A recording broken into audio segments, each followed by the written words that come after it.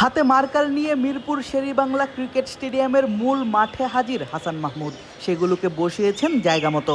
আরেক পেসার দেবাশিসকে সঙ্গে নিয়ে করবেন নিজের ফিটনেস ট্রেনিং। হাসান মাহমুদ আছেন এশিয়া কাপের প্রাথমিক স্কোয়াডে। খেলার সম্ভাবনা আছে নেদারল্যান্ডসের বিপক্ষে দ্বিপাক্ষিক সিরিজেও। সেই প্রস্তুতি নিতেই হাসান হাজির হয়েছেন রেস্ট ডেতে।